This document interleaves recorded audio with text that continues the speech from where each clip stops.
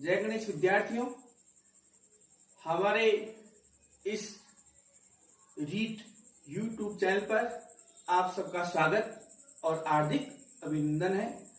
हमने पिछली कक्षा में वृद्धि संधि के कुछ उदाहरण के बारे में चर्चा की थी।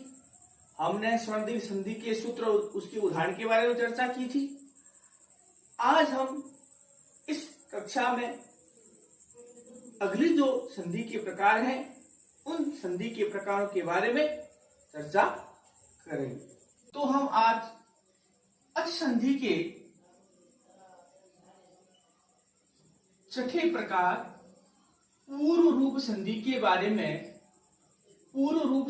बारे में चर्चा करेंगे। तो पूर्व रूप संधि से क्या प्रश्न आएगा? विधायक सूत्र कौन सा है? तो विधायक सूत्र क्या है? एंग पदांता दति। एंग पदांता दति। तो सूत्र जो है वो कौन सा है? एंग पदांता दति। ये पूर्व रूप संधि का विधायक सूत्र है। क्या है? विधायक सूत्र। तो पूर्व रूप संधि का विधायक सूत्र हुआ एंग पदांता दति। एंग में कौन कौन से वर्ण आते हैं? ए ओ, ए और ओ। अब ये सूत्र क्या कहता है? ए ओ के बाद ह्रस्व अ होने पर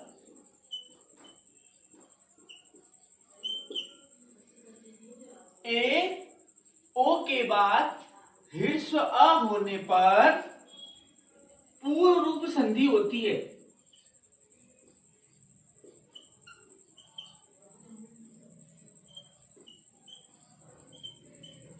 तो सूत्र का अर्थ क्या हुआ? ए ओ के बाद ह्रस्व अ होने पर पूर्व रूप संधि होती है। इसका अर्थ ये भी हुआ कि ए और ओ के बाद में जो उदाहरण आएंगे उनके पीछे ए ओ के बाद ह्रस्व अ जरूर होगा। ए ओ के बाद यदि ह्रस्व अ हो तो कौन सी संधि कहलाती है? पूर्व रूप संधि। अब हम इसके उदाहरणों के बारे में चर्चा करेंगे। पहला उदाहरण हरे अव। तो पहला उदाहरण है हरे अव। तो हम देख रहे हैं कि ए के बाद में क्या हुआ? अब तो हम कौन संधि कर रहे हैं? पूर्व रूप संधि। तो इसमें क्या है? पहले पद की प्रधानता।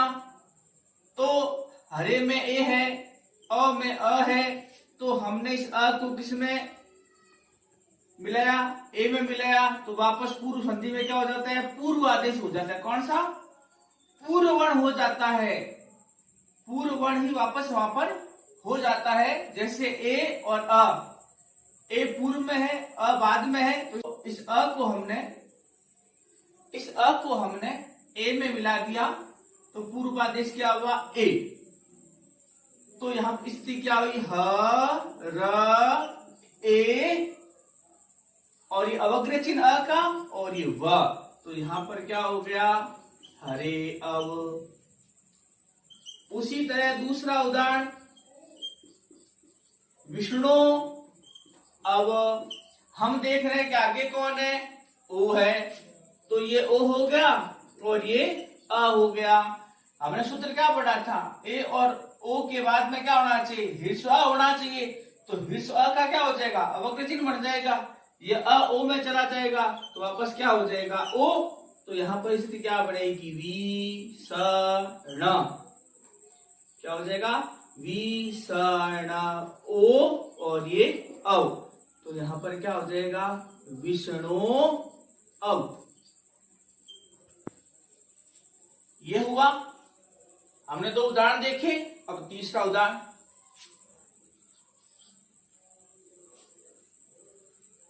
ते अत्र।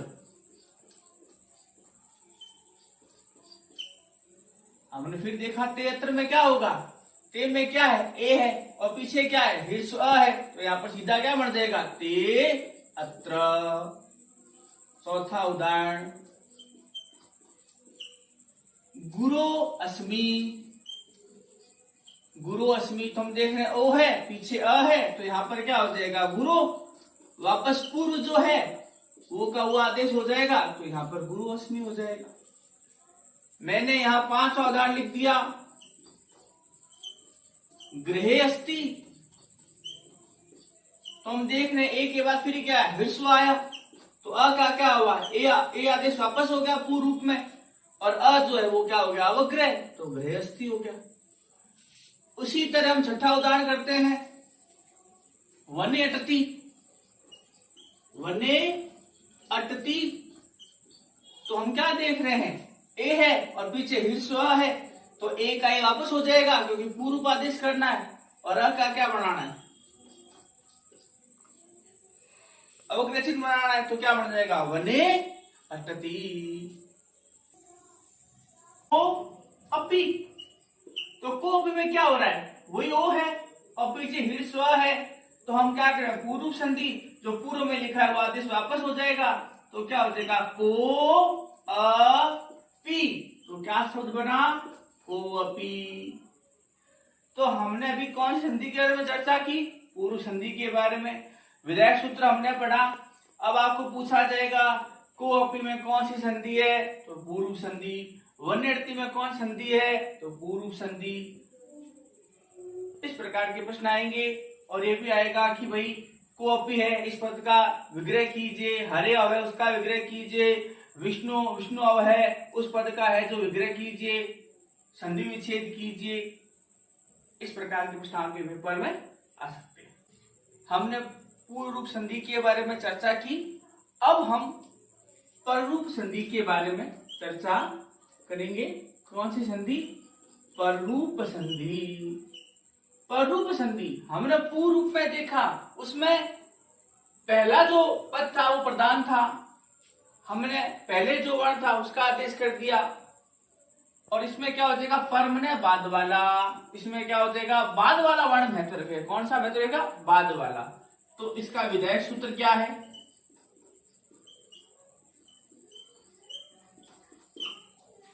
एंगी पर रूपम। क्या है, एंगी पर रूपम, एंगी पर रूपम, ये इसका विधायक सूत्र है। सूत्र क्या कहता है, अ आ के बाद, अ आ के बाद एंग होने पर, तो एंग में क्या आते हैं, ए और ओ, होने पर क्या होती है, पररूप संधि। कौन सी संधि होती है, पररूप संधि होती है।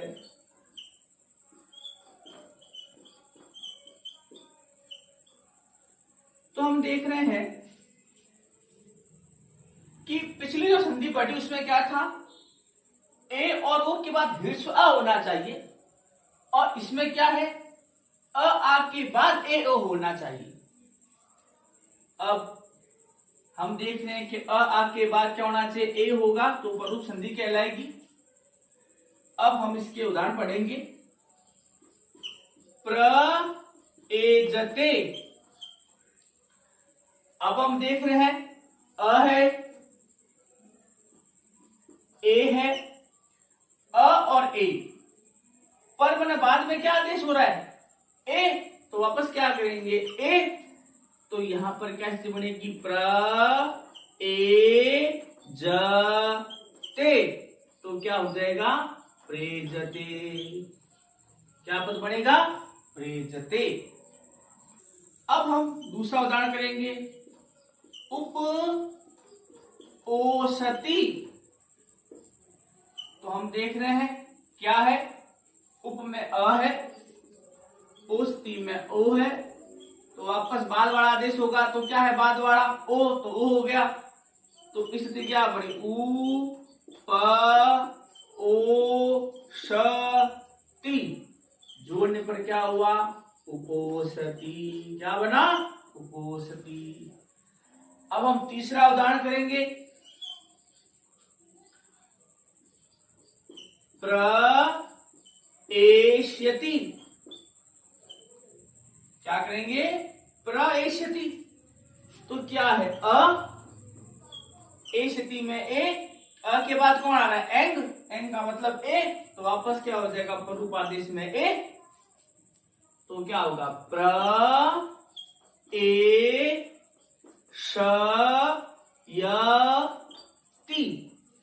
तो पद क्या बना? प्रेषयति। क्या पद बना है? प्रेषयति पद बना। तो हमने देखा अ और आ के बाद क्या आया? यहाँ ए और ओ, एंग वर्ण आया। एंग वर्ण आने पर यहाँ पर क्या हो गया? यहाँ पर परूप संधि का प्रयोग हुआ। तो आपसे पूछा जाए, प्रेषित में संधि है परूप, उपोस्थिति में संधि है परूप, प्रेषित में संधि है। हम परूप संधि के कुछ उदाहरणों के बारे में चर्चा करेंगे, जिनमें वार्तिक हैं, दो वार्तिक हैं। सकंदवादिषु परूपम वाच्यम, और एक सूत्र है अचो अंत्यादिति। अचो अंत्यादिति। तो अचो अंत्यादिति सूत्र क्या करता है? अंतिम अच की टी संज्ञा करता है। अब हम देखते हैं उदाहरण, जैसे शक अंधु। शक अंधु, हम क्या करेंगे? शक में जो अ है और अंधु में जो अ है, हम परूप संधि कर रहे हैं, तो हम क्या करेंगे? अचो अंत्यादिति। कौन सा सूत्र है? अचो अंत्यादिति, ये सूत्र है। अच माने क्या होता है? स्वर, और अंत्य माने अंतिम। अंतिम स्वर की क्या कर रहा है ये सूत्र? टी संज्ञा कर रहा है। टी संज्ञा का मतलब उसको वहां से हटा रहा है। तो हम क्या करेंगे? इसको बाहर निकालेंगे अ को, और इस अ को बाहर निकाल करके पर माने बाद में कौन है? अ, उसमें मिला देंगे। तो क्या हो जाएगा? स क अ नधु। तो क्या बन जाएगा? शकंधु। क्या बन जाएगा? शकंधु बन जाएगा।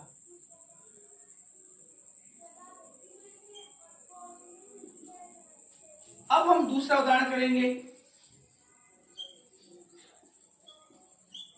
करक अंधु। तो यहां पर क्या है? देखिए वही बात, करक में अ है, उसकी टी संज्ञा, अंधु में अ है। इस अ को हम पीछे वाले अ मिलाएंगे, वापस क्या हो जाएगा? पर आदेश क्या हो जाएगा? परूप आदेश क्या हो जाएगा? अ। तो यहां पर क्या हो जाएगा? करक अ न धु। तो यहां पर क्या पद बनेगा? करकंधु। क्या बनेगा? करकंधु। क्या बनेगा? करकंधु पद का निर्माण होगा। कुल अटा। तो ल में क्या? अ, अटा में अ। इस अ की क्या हुई? टी संज्ञा सूत्र के द्वारा।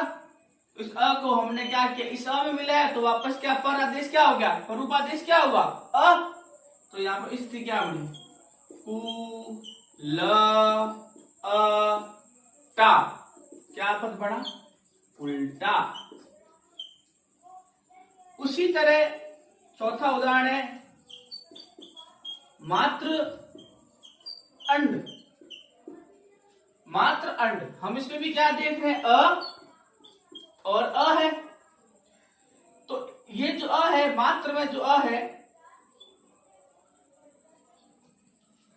हम इसकी टी संज्ञा करेंगे, और इस टी संज्ञा का हम क्या करेंगे? पीछे वाले अ में लेंगे, तो वापस क्या हो जाएगा? अ। तो यहां पर स्थिति क्या बनेगी? मात्र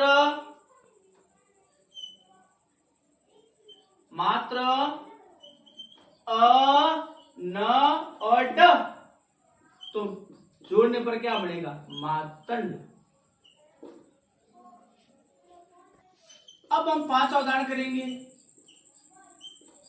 मनस ईसा। तो हम देख रहे हैं सूत्र क्या कह रहा है? अंतिम अच की टी संज्ञा होती है। तो हम पहले पद को देखेंगे। पहला पद है मनस, तो हम देख रहे हैं न है। न में क्या है? अंतिम अच है। अंतिम अच का मतलब स्वर। अंतिम स्वर क्या होगा? अ। पीछे कौन है? स, और पीछे कौन कौन है ई। हम इस पूरे अस को क्या करेंगे ई में मिलाएंगे तो वापस पररूप आदेश क्या हो जाएगा ई। तो स्थिति क्या बनेगी म न ई सा।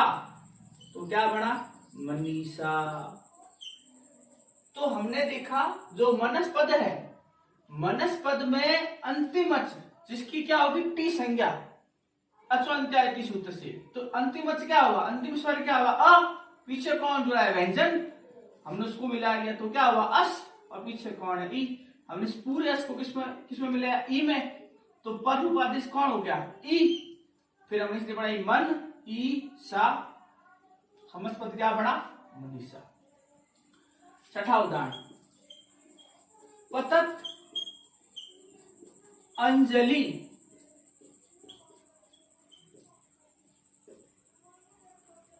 इसमें देख रहे हैं जो हमने इस उदाहरण में किया है वही उदाहरण में करेंगे। पतत में जो त है इसमें अ है वो अंतिम अच है पीछे कौन है त है।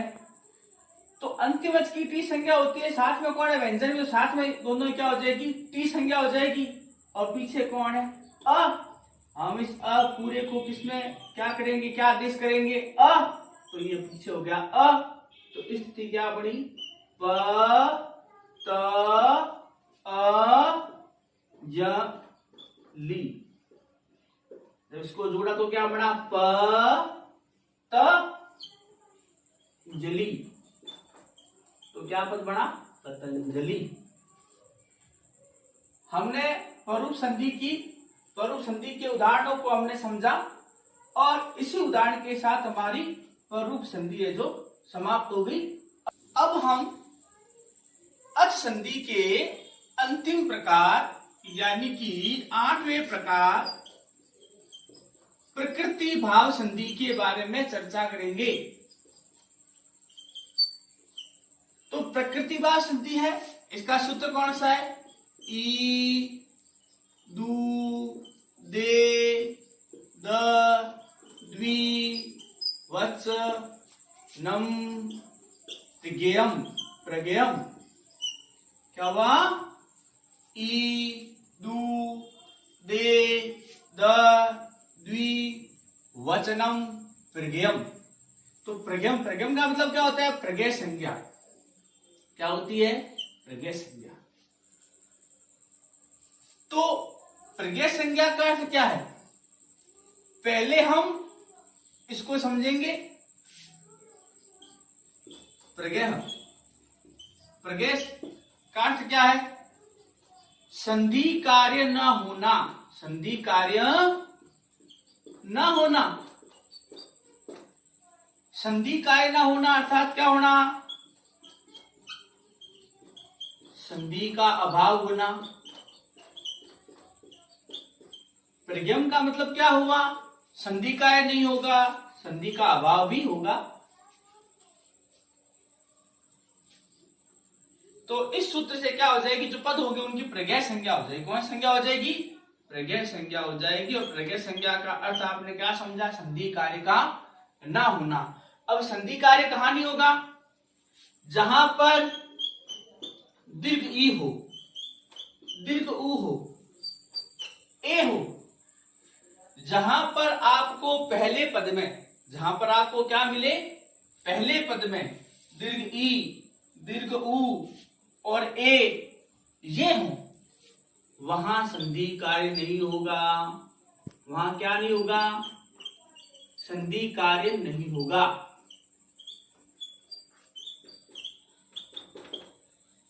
यानी कि ये सूत्र क्या कह रहा है कि द्विवचन संबंधी क्या द्विवचन संबंधी द्विवचन संबंधी आपके दीर्घ ई हो दीर्घ ऊ हो ए हो। तो जहां पर आपको पहले पद में ये 3 वर्ण मिले तो वहां पर क्या नहीं होगा संधि कार्य नहीं होगा। अब इसको उदाहरण के माध्यम से समझेंगे। जैसे पहला उदाहरण है गंगे इमे। दूसरा उदाहरण हो गया विष्णु इमो।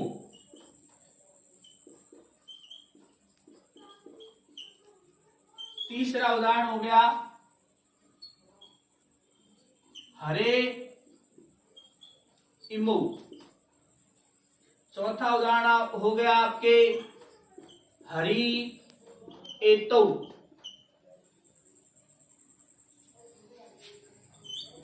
पांचवा उदाहरण हो गया आपके कवि इहा। कवि इहा।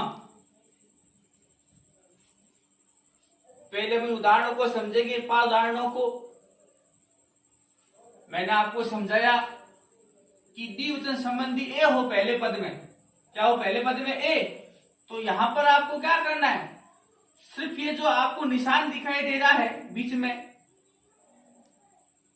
घन वाला, उसको हटाना है और है जैसे कि जैसे लिखना है। अर्थात ए हो, उ हो या दीर्घ ई हो, तो वहां पर क्या नहीं होता है, संधि कार्य नहीं होता है। जैसे कि जैसे वापस पद रह जाता है, तो यहां पर क्या हो जाएगा, गंगे इमे।